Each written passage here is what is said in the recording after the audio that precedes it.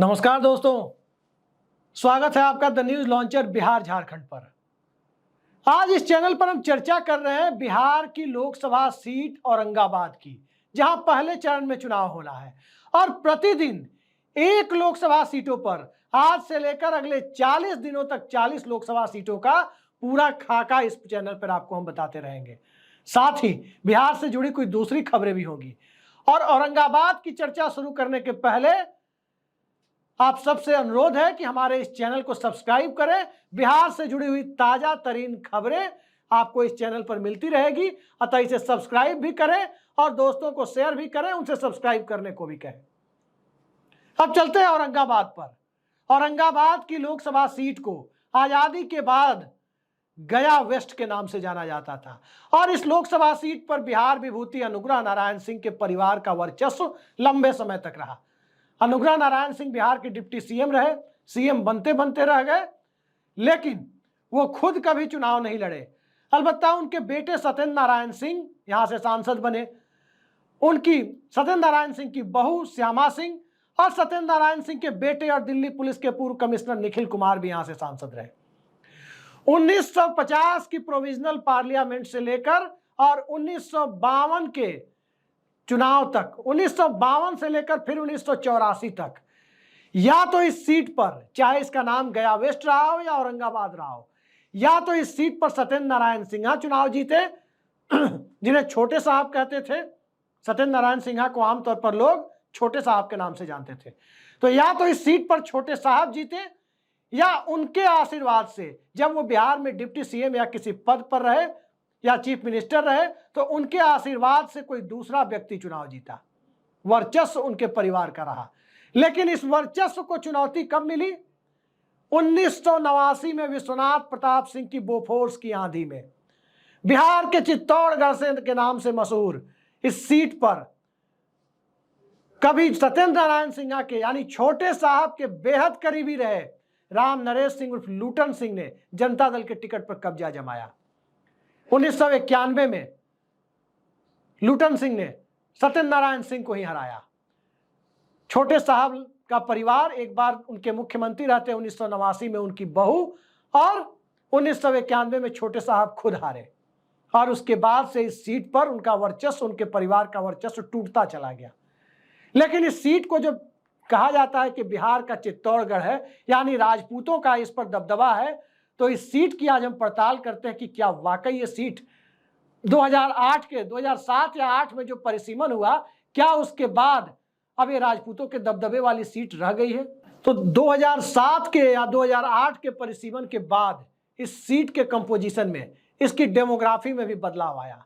जो राजपूतों के गढ़ माने जाते थे नवीनगर जैसे विधानसभा क्षेत्र, वो इस सीट से कटकर काराकाट लोकसभा सीट का हिस्सा हो गए। लेकिन बावजूद इसके राजपूत वोटर यहां बड़ी संख्या में है और अब यहां 6 विधानसभा सीटें हैं इस औरंगाबाद लोकसभा में। देव का प्रसिद्ध सूर्य मंदिर भी है, बिहार का इकलौता प्रसिद्ध सूर्य मंदिर देव, जहां आमतौर पर छठ व्रती अपनी मन्नत मांगने के लिए पूरे बिहार और सीमावर्ती राज्यों से, पूर्वी उत्तर प्रदेश और झारखंड से भी छठ के समय में छठ पूजा करने पहुंचते हैं।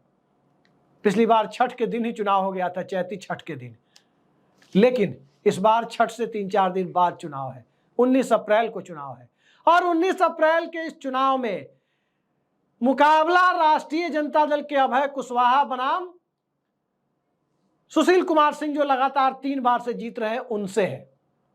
लूटन सिंह के बेटे, जिनका जिक्र मैंने किया कि लूटन सिंह, राम नरेश सिंह उर्फ लूटन सिंह, जो 1989 और 1991 में जनता दल से जीते थे, उनके बेटे हैं सुशील कुमार सिंह और अब इस सीट पर उनका कब्जा है। 3 बार से वो जीत रहे हैं, 2009 में जनता दल यूनाइटेड के टिकट पर और 2014 और 2019 में भारतीय जनता पार्टी के टिकट पर। राजनाथ सिंह के बेहद करीबी माने जाते हैं। तो इस सीट के कंपोजिशन की बात करें, 6 असेंबली सेगमेंट है, इसमें 6 विधानसभा सीटें हैं और इन 6 विधानसभा सीटों के नाम है औरंगाबाद, कुटुंबा, रफीगंज, गुरुआ, इमामगंज और टेकारी। इमामगंज से जीतन राम मांझी विधायक है और जीतन राम मांझी दलितों के जिस समुदाय से आते हैं उस समाज को मुसहर समाज कहा जाता है। समाज के सबसे पिछली पायदान पर आप कह सकते हैं, विकास की रोशनी पहुंचने के मामले में मुसहर समाज ही है। और जीतन राम मांझी खुद गया से एनडीए गठबंधन के कैंडिडेट हैं, इसी क्षेत्र के इमामगंज के विधायक। तो अब बात करते हैं कि आखिर इस सीट पर इस बार क्यों कहा जा रहा है कि चित्तौड़गढ़ इस बार ध्वस्त भी हो सकता है। क्या इस चित्तौड़गढ़ को ध्वस्त किया जा सकता है? और क्या लालू यादव ने जो चाल चली है, जनता दल यूनाइटेड के टेकारी के पूर्व विधायक अभय कुशवाहा को लाकर जो चाल चली है, क्या उसमें कामयाबी मिल सकती है? पिछली बार भी लालू यादव ने एक चाल चली थी, उपेंद्र कुशवाहा की पार्टी को टिकट दे दी, जीतन राम मांझी की पार्टी को दरअसल टिकट दे दिया था।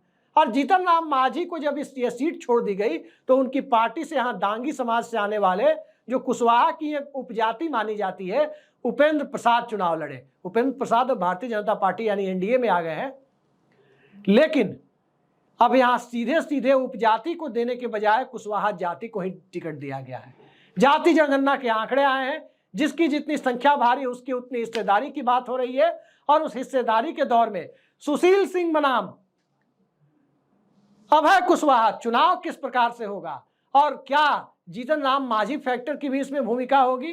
ये सारे सवाल मौजूदा दौर में महत्वपूर्ण तो है ही, कई लोगों की इसमें परीक्षा होनी है। नंबर 1, नीतीश कुमार, उनकी पार्टी छोड़कर बीजेपी के साथ गए थे सुशील सिंह। क्या नीतीश कुमार अपने लौकुश समीकरण में को एक रख पाएंगे, क्योंकि कुछ समाज यानी कुशवाहा समाज का तो कैंडिडेट ही है? और क्या 2020 के विधानसभा चुनाव में जो खेल जेडीयू के साथ चिराग पासवान के कंधे पर बंदूक रखते हुए भारतीय जनता पार्टी ने खेला था, चिराग पासवान नरेंद्र मोदी के हनुमान कह रहे थे खुद को, तो क्या सुशील सिंह को इस बार आसानी से वो संसद पहुंचने देंगे? ये सवाल होगा कि क्या जेडीयू के कैडर इनकी मदद कर रहे हैं, सुशील सिंह की, बीजेपी के कैंडिडेट की? ये एक महत्वपूर्ण सवाल होगा। एक सवाल इसके साथ और होगा कि कुशवाहा समाज की तरफ से सम्राट चौधरी को बिहार में आगे किया गया, पगड़ी बांधे सम्राट चौधरी डिप्टी सीएम बनाए गए, लेकिन क्या सम्राट चौधरी का चेहरा देखकर औरंगाबाद के कुशवाहा अपनी बिरादरी का सांसद बनाने से पीछे हट जाएंगे? औरंगाबाद के लोगों से मैंने बात की, सबने कहा कि भारतीय जनता पार्टी के साथ राजपूत भूमिहार सभी होते हैं, लेकिन जब इन्हीं राजपूत भूमिहार ब्राह्मण को इंडिया गठबंधन यानी एंटी बीजेपी कैंप से कभी टिकट मिलता है तो उनकी जाति उनके साथ हो जाती है। तब उन्हें चुनावी हिंदुत्व दिखाई नहीं देता, तब उन्हें राम मंदिर दिखाई नहीं देता, तब उन्हें योगी आदित्यनाथ नहीं दिखाई देते।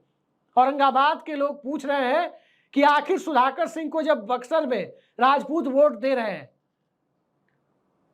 तो भला कुशवाहा समाज के लोग क्यों नहीं वोट दे सकते? वो क्यों सम्राट चौधरी और नीतीश कुमार को देखे? उनका सांसद क्यों नहीं संसद जाए? ये एक सवाल सम्राट चौधरी के सामने भी है, उनकी साख भी कसौटी पर है। और इसके साथ बीजेपी का अंदरूनी भीतरघात, भारतीय जनता पार्टी के नेता और पूर्व मंत्री रामाधार सिंह सुशील सिंह के घोर विरोधी माने जाते हैं। और रामाधार सिंह के बारे में चर्चा है कि वो सुशील सिंह को हराने के लिए ताकत लगा रहे हैं, लेकिन सवाल यह है कि रामाधार सिंह की ताकत जो राजपूत वोटों में ही है, क्या इकलौते राजपूत कैंडिडेट सुशील सिंह के रहते और जब चित्तौड़गढ़ तोड़ने का नारा लग रहा है तो क्या उस परिस्थिति में रामाधार सिंह अपने समर्थकों को भी मना पाएंगे कि वो सुशील सिंह के खिलाफ जाकर अभय कुशवाहा को वोट कर दे?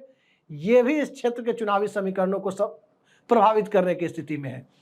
चौथा मुद्दा, सत्येंद्र नारायण सिंह के बेटे और इस इलाके के सबसे प्रतिष्ठित परिवार निखिल कुमार, उस परिवार के वारिस, उन्हें कांग्रेस पार्टी ने कोई सीट नहीं देने दी गई। कहा गया लालू यादव की जिद थी कि सत्येंद्र नारायण सिन्हा के बेटे को यानी निखिल कुमार को टिकट ना दिया जाए, और वो सीट राजद ने अपने पाले में ले ली। जैसे पप्पू यादव के साथ जो खेल पूर्णिया में हुआ, वही खेल औरंगाबाद में भी खेला गया।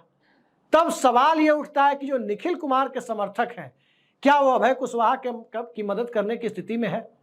औरंगाबाद की पहचान सत्येंद्र नारायण सिंह से है, औरंगाबाद की पहचान अनुग्रह नारायण सिंह से है।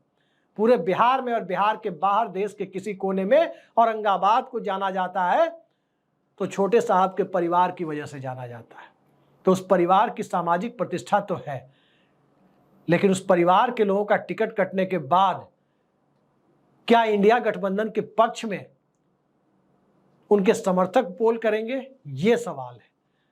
दूसरा सवाल, कि यदि यादव, कुशवाहा मुसलमान और मुकेश सहनी की पार्टी के वोटर, यानी मोटे तौर पर मल्लाह वोटर, जलवंशी और यदुवंशी का नारा, उनकी एकता का नारा मुकेश सहनी अभी 48 घंटे भी नहीं बीते वो बगल की गया में देकर के आए हैं। तो क्या यदि जलवंशी यानी मल्लाह, यादव, कुशवाहा और मुसलमान, ये तकरीबन 17.5 लाख वोटरों में से 5.5-6 लाख वोटर है, तो क्या 5.5-6 लाख वोटर तेजस्वी यादव की गारंटी और नौकरियों की बात, नरेंद्र मोदी सरकार से नौकरियों, रोजगार, महंगाई को लेकर त्रस्त वोटर जो जाति धर्म से ऊपर उठकर वोट करता है, उनके वोटों को अभय कुशवाहा के पक्ष में जोड़ पाएगा? इस पर काफी कुछ निर्भर करेगा। और निर्भर सबसे ज्यादा इस इलाके का चुनाव इस पर करेगा कि आज की तारीख में 3 बार सांसद, लगातार 3 बार, 15 सालों से सुशील कुमार सिंह सांसद हैं, और उसके पहले एक बार 13 महीने की अटल बिहारी वाजपेयी की सरकार में यहीं से सुशील कुमार सिंह समता पार्टी के सांसद हुआ करते थे। तो कुल जमा 16-16.5 साल तक सांसद रहे सुशील सिंह। उनके कार्यकाल से जनता कितनी खुश है, यह सवाल भी उठता है। सवाल यह भी है कि क्या नीतीश कुमार का अति पिछड़ा वोटर नरेंद्र मोदी का कैंडिडेट मानते हुए सुशील कुमार सिंह के साथ एतबार कर पाएगा?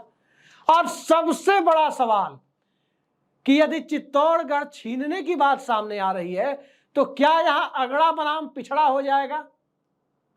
और यदि अगड़ा बनाम पिछड़ा यहां होता है, अगर चुनाव में राजपूतों से इस सीट को छीन लेने का नारा लगा, तो फिर कोई नरेंद्र मोदी फैक्टर नहीं, कोई लालू यादव फैक्टर नहीं, कोई इंडिया अलायंस या राहुल गांधी का फैक्टर नहीं, कोई निखिल कुमार और नीतीश कुमार का फैक्टर नहीं। यहां यदि सीट राजपूत समाज के हाथ से छीनने की बात हो गई और अगड़ा बनाम पिछड़ा का नारा लग गया, तो सुशील कुमार सिंह को नाको चने चबाने पड़ सकते हैं। इस बात में कोई शक नहीं है कि औरंगाबाद में सबसे बड़ा वोट राजपूत समाज का है, इससे इनकार नहीं किया जा सकता। लेकिन क्या राजपूत समाज का वोट जो वहां 15-16% है, क्या 15-16% राजपूत समाज के वोट और दूसरे अगड़े और वैश्य समाज के वोटों को जोड़ दिया जाए, तो क्या उससे 28-30% वोटों से क्या चुनाव में जीत मिल जाएगी? पिछली बार भी सुशील कुमार सिंह बिहार में जहां लोग 1 लाख, 2 लाख, 3 लाख, 4 लाख वोटों से जीत रहे थे, वहां केवल 70,552 मतों से चुनाव में जीत दर्ज की थी। तो क्या इस 70,000 वोटों को पार करने के लिए अभय कुशवाहा एड़ी चोटी का जोर लगा रहे हैं? पिछली बार भी यहां पर अगड़ा बनाम पिछड़ा होते होते इसलिए बच गया क्योंकि बालाकोट सर्जिकल स्ट्राइक ने इस देश में राष्ट्रवाद की एक ऐसी हवा चलाई, जिस हवा में सेना के नाम पर वोट मांगते हुए सत्ता में बैठे हुए लोग दिखे थे, सेना के शौर्य का क्रेडिट लेते हुए लोग दिखे थे, और इसकी भारी कीमत चुकानी पड़ गई थी उस वक्त के यूपीए गठबंधन के उम्मीदवार जो जीतन राम मांझी की पार्टी के भी थे, यानी जीतन राम मांझी का भी तब वोट था, उनके उम्मीदवार को। तो देखना है औरंगाबाद में क्या होता है। जो भी होगा बहुत दिलचस्प होगा, लेकिन औरंगाबाद के फिजा में 2 ही चीज अभी घूम रही है, चित्तौड़गढ़ बचाना है या चित्तौड़गढ़ ढहाना है। अब चित्तौड़गढ़ बचता है या चित्तौड़गढ़ ढहता है, ये 19 अप्रैल को चुनाव के बाद शाम 7 बजे, आपको 6-7 बजे तक पता लग पाएगा कि वाकई चित्तौड़गढ़ बचा या चित्तौड़गढ़ का किला ढहा। वैसे औपचारिक घोषणा तो 4 जून को होगी, लेकिन कुछ हिंट जरूर मिल जाएगा। आज के लिए इतना ही, नमस्कार।